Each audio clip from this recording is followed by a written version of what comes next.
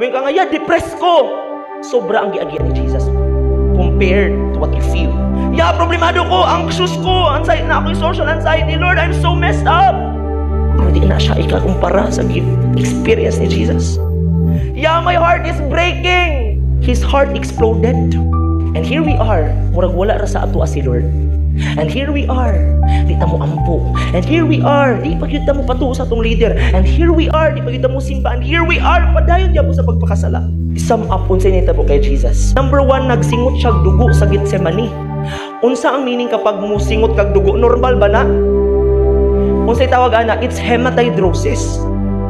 Hematidrosis is actually a scientific term na nagpasabot nga ang tawo nga maka-experience og hematidrosis, ibig sabihin na musingot kag dugo, nagpasabot na that you are so much anxious. Grabe nga kahadlok, grabe nga kabalaka.